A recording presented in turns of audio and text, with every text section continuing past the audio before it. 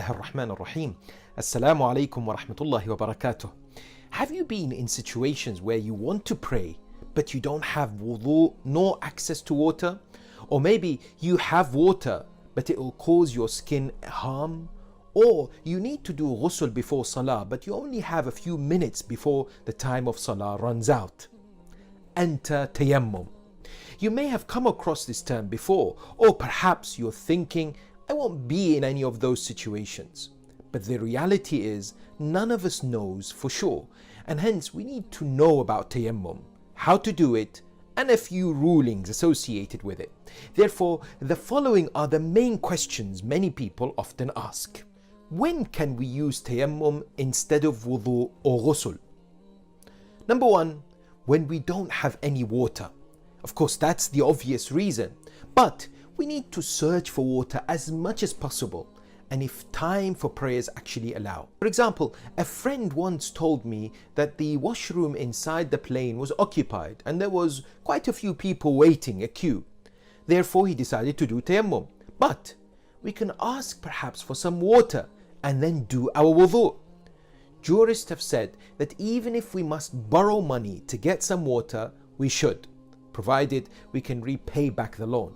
So try your best to find water. Number two, sometimes we don't have access to water on account of old age, weakness, fear of a thief or an animal, or an excessive hardship, haraj and mashaqqa, for example. Number three, if there is a probability that the water harms us in any way or causes or worsens an illness, then we should do tayammum. We don't have to have certainty regarding this, and a mere possibility of harm is sufficient to switch to tayammum. Number four, sometimes you only have enough water to wash your clothes that are impure, najis, and not enough to do wudu as well. In such a case, use the water to wash the clothes and then perform tayammum. Number five, when there is not enough time to do ghusl or wudu because time of salah will lapse, we can do tayammum.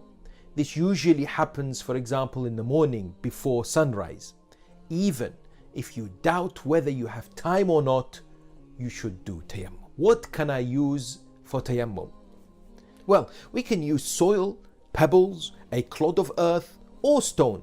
By soil we mean fine sand, and it's best to have some at home or in your car, for example, just in case, because it's best to use this fine sand. And if we don't have any, then we can use pebbles and so on.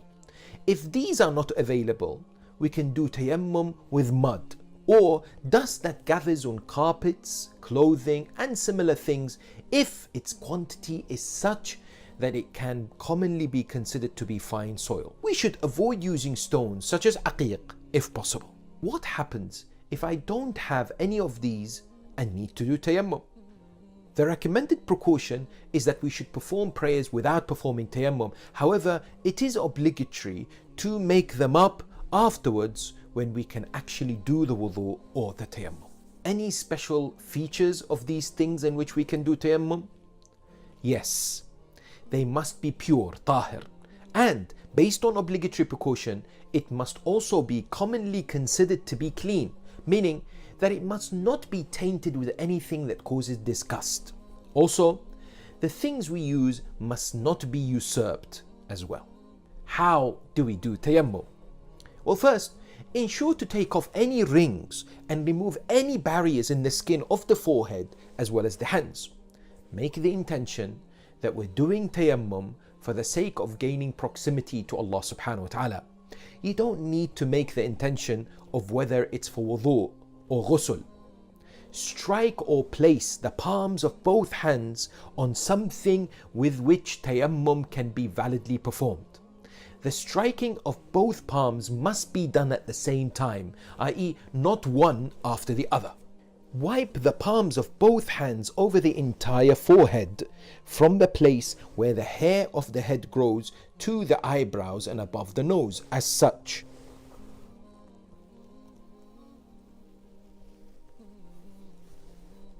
Try to cover the two sides of the forehead as well. It's also good to wipe over the eyebrows if you can. If your hair falls into the forehead, draw it back. Then starting above the wrist of the right hand, wipe the palm of the left hand over the whole of the back of the right hand as such. Then do the same for the left hand. You should start on the right hand and then move on to the left and not the other way round. Some people don't start on the wrist joint or just above it, unfortunately, and quickly just wipe as such. This is a problem and should be avoided. It is recommended that before you wipe your right hand, you strike both hands on the sole again, although this is not obligatory.